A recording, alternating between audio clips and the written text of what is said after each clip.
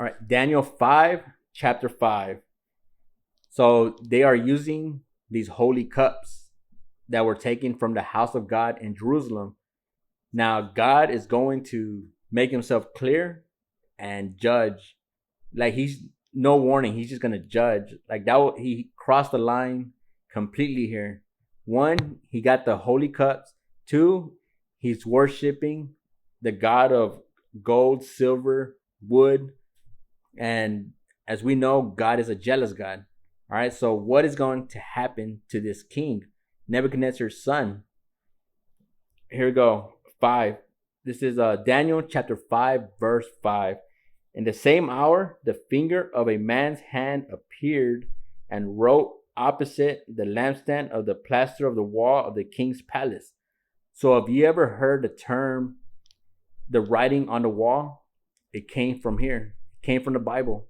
The writing on the wall. All right. So all of a sudden there's a hand writing on the wall.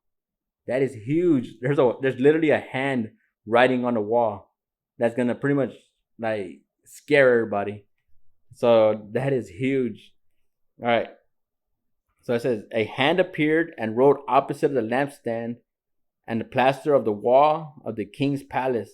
And the king saw the part of the hand that wrote. So here's a hand writing.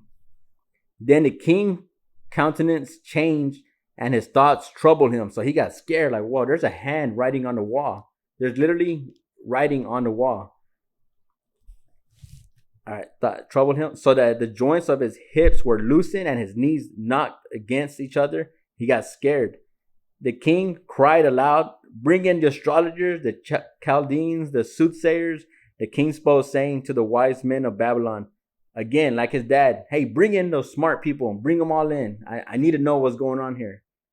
Man, this is huge. So history repeating itself. It happened to his dad. He needed something to be interpreted. And now it's happening to the son.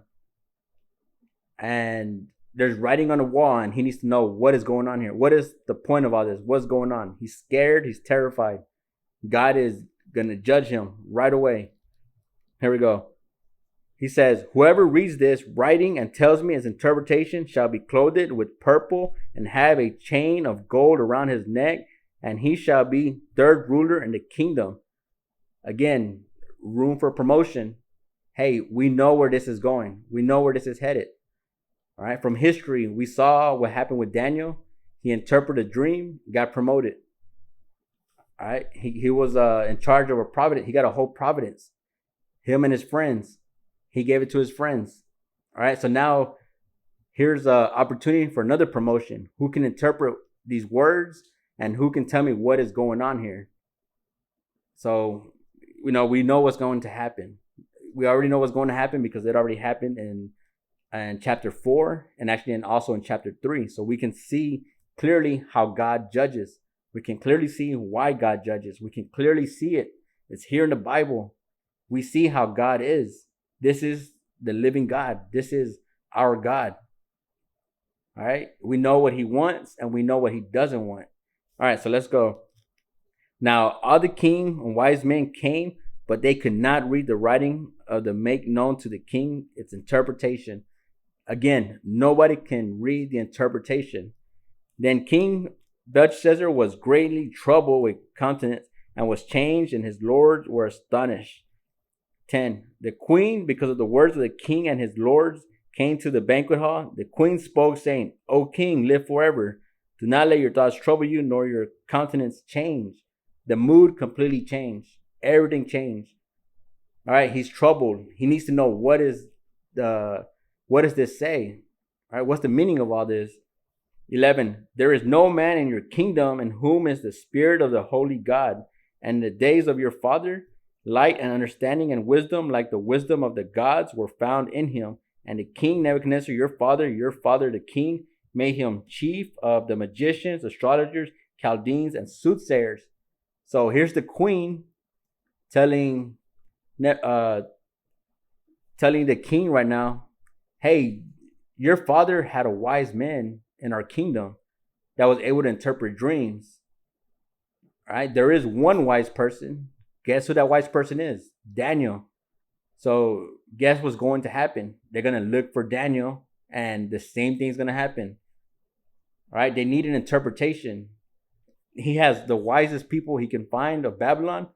No, you need the wisest person that has God in them, which is Daniel.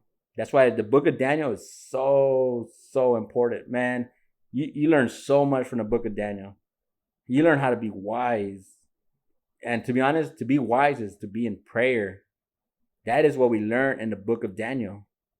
All right, here we go.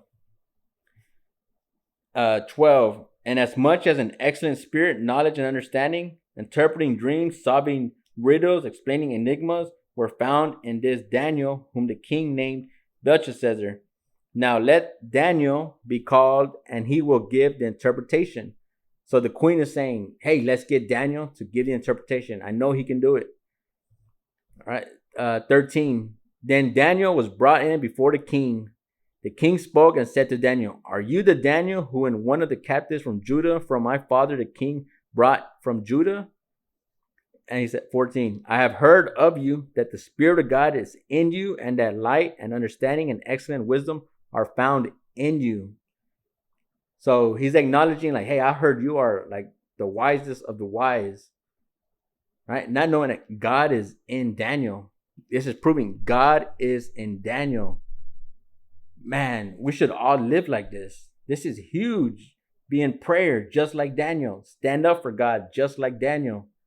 This is huge. Man, this is huge. All right. So we're going to cut it there.